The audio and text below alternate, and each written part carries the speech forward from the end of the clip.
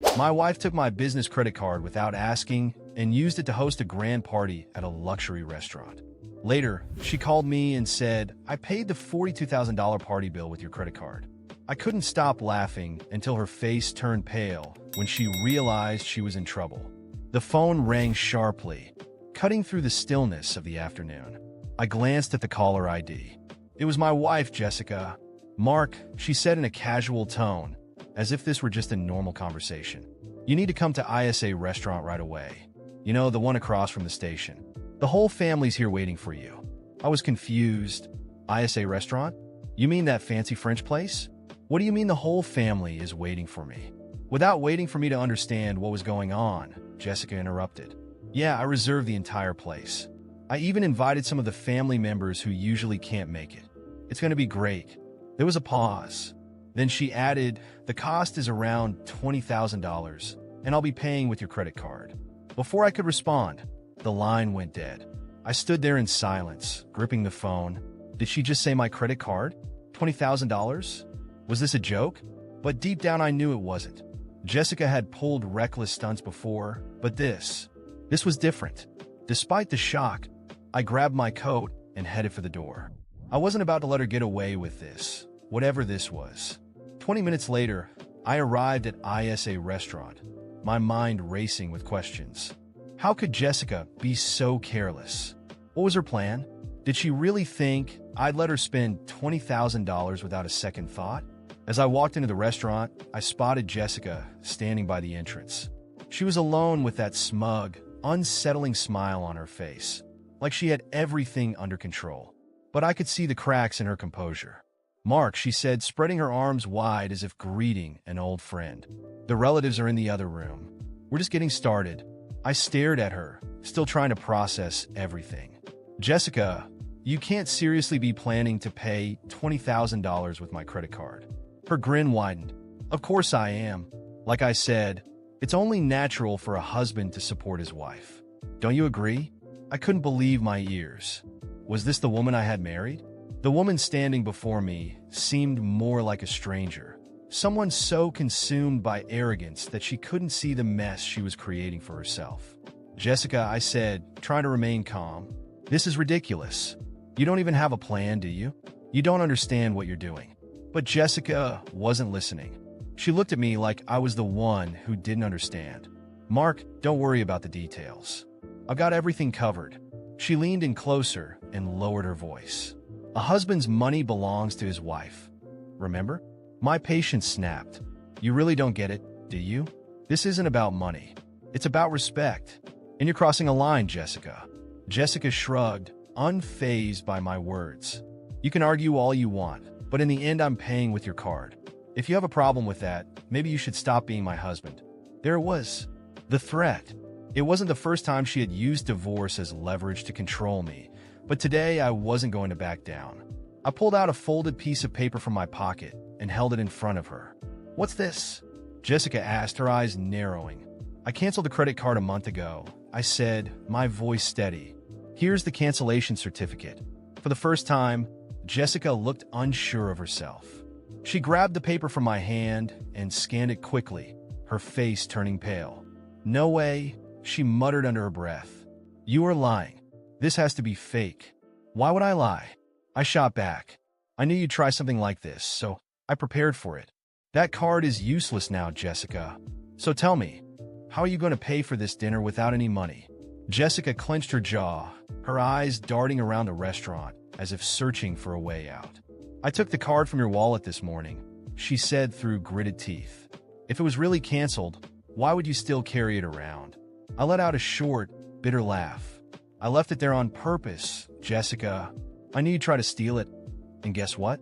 You fell for it." Her expression darkened.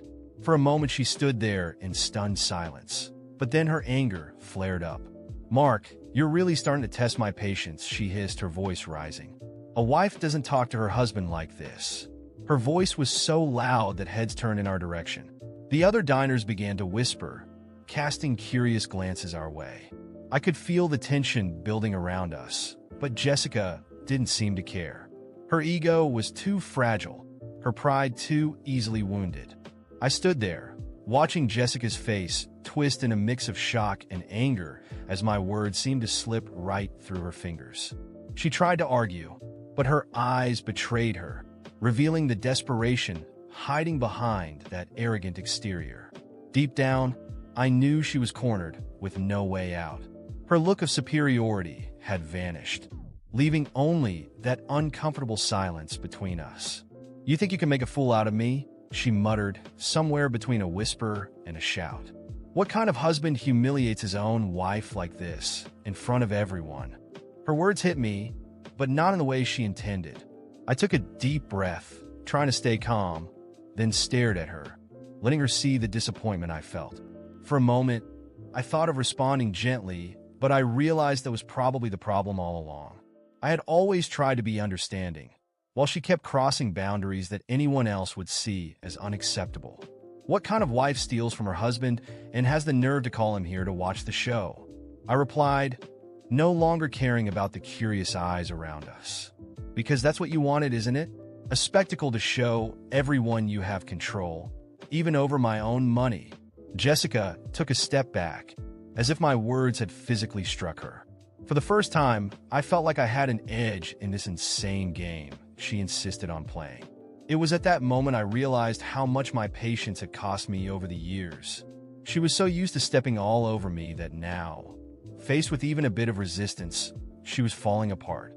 "This is humiliation," she hissed, but her eyes said something deeper, darker. "No, Jessica. Humiliation is what you put me through tonight. I'm done letting you treat my life as if it's just an extension of your whims," I responded, feeling a weight lift off my shoulders with every word. She looked around, noticing that people were indeed watching us, and her face flushed. The anger was now mixed with embarrassment, and for a brief second, I saw a hint of vulnerability Jessica rarely showed. But soon enough, she put her smug expression back on, as if flipping a switch. "You'll regret this, Mark. You can bet on it," she said, her tone cold and almost threatening. I knew that sentence wasn't just a bluff. Jessica was the type who couldn't accept defeat, and any attempt to confront her was seen as an unforgivable offense. But in that moment, I didn't care anymore. Something inside me had changed. The public humiliation, the veiled betrayal, the complete lack of respect. It all felt like a full stop that I was finally ready to write. She turned and stormed out without looking back. I stood there alone, feeling the curious gazes of the other diners, wondering what they thought of us. That night had been a turning point. For the first time, I didn't feel afraid of the consequences. Instead, I felt almost relieved to have finally drawn a line. When I got home, the silence was almost tangible. Jessica wasn't there, probably spending the night at some luxury hotel, and I knew that the next day, she would return with a fresh list of demands and justifications, trying to make me feel guilty.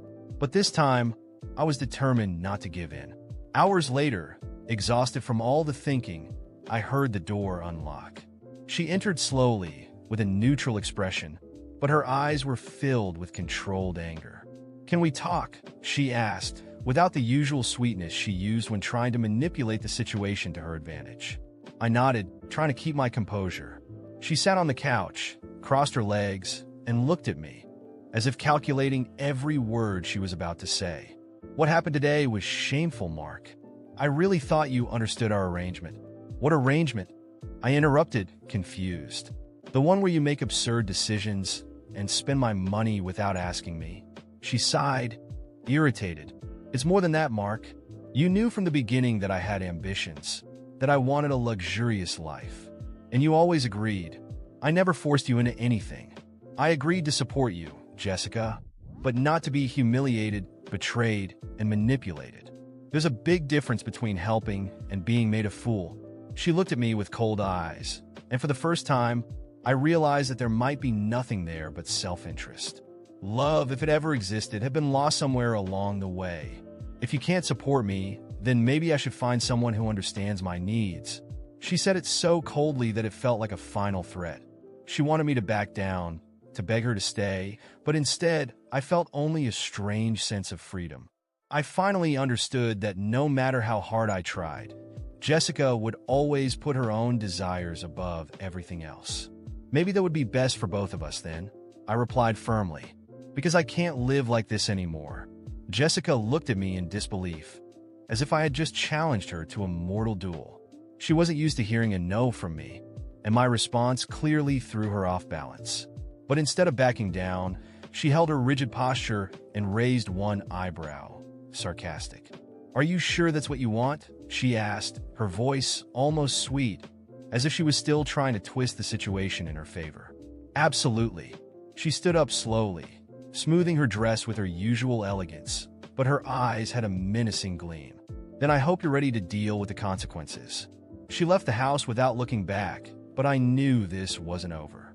Jessica was capable of anything to get what she wanted, and I wouldn't be surprised if she tried to turn my life into a nightmare just to prove I was wrong. I knew what she was capable of, but I wasn't afraid anymore. The days that followed that night at the restaurant were a test of endurance and patience. Jessica continued living with me, but it was as if we were on opposite sides of a silent war. She'd throw me looks of disdain and, on some nights, would attempt to act as if nothing had happened, slipping into the bedroom with subtle, manipulative attempts at reconciliation.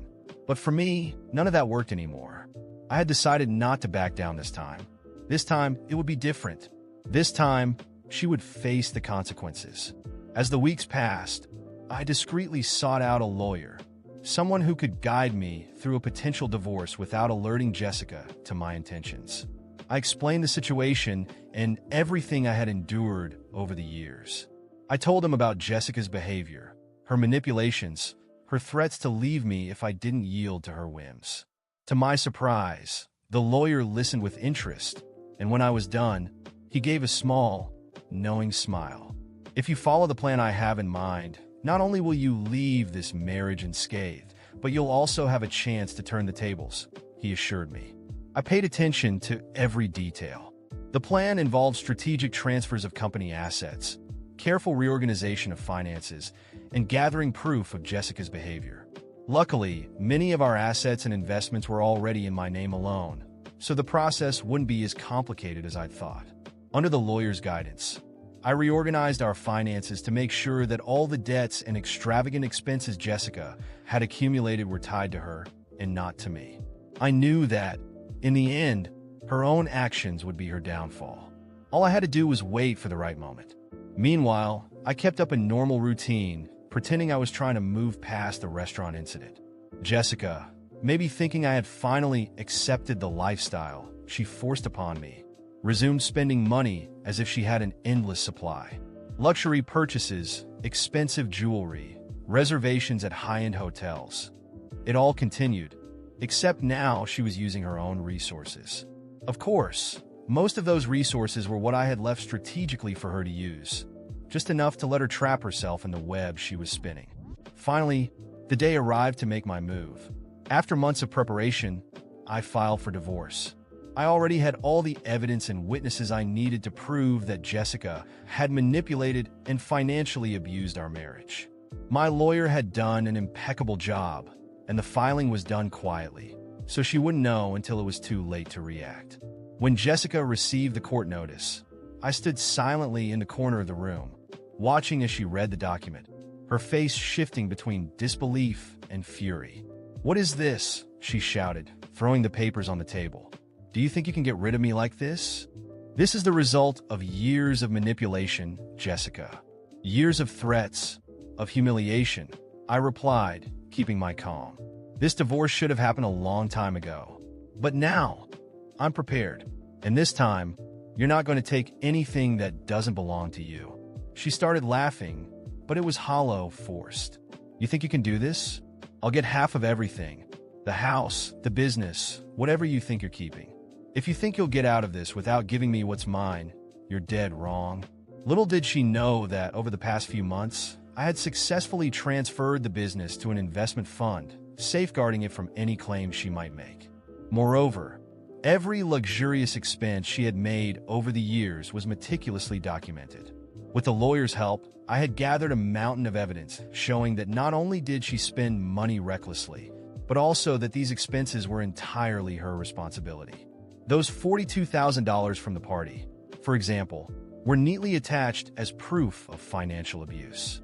"You'll get exactly what you contributed to this marriage, Jessica," I said, feeling a strange calm settle over me. Which, as far as I can tell, is almost nothing. She tried to argue, but my lawyer had prepared an unassailable case. In court, the judge listened patiently to her arguments, but one by one, all the evidence I presented was laid out. Photos, receipts, text messages showing her threats regarding divorce. Everything was carefully documented and displayed. By the end, she looked like a stranger to everyone in that room, a selfish and manipulative person who only cared about her own pleasure, while destroying the life of everyone around her. The judge didn't hesitate. The ruling was clear. The divorce would be granted, and Jessica would not be entitled to any of the assets. But the final blow came with the decision that, for me, was the cherry on top. The $42,000 debt from the restaurant would be entirely hers. I watched as she absorbed this last part of the ruling, her face tightening in pure fury and humiliation. As we left the courtroom, she turned to me, her eyes full of hatred. "You're not going to get away that easily, Mark. I'll ruin you. I'll make your life a living hell." I just smiled, feeling a strange sense of serenity wash over me. "I think you've done that long enough, Jessica. Now it's your turn to face the consequences." She tried to throw the words back at me, but she seemed to have lost her fire, as if she'd finally realized that, this time, I wasn't the passive man she could control. She had lost, and for the first time, I was free. In the months that followed, I heard through mutual acquaintances that Jessica had to sell her jewelry and eventually even ask her family for financial help. No one wanted to associate with her anymore once they learned the details of the court case. In the end, the person who had always demanded luxury and control found herself alone, forced to face the consequences of her own greed. As for me, I rebuilt my life, focusing on my work and on the things that truly mattered to me. The peace I finally felt was something I hadn't experienced in years. And with that, I closed that chapter, leaving behind the memory of someone who had spent so long trying to tear me down.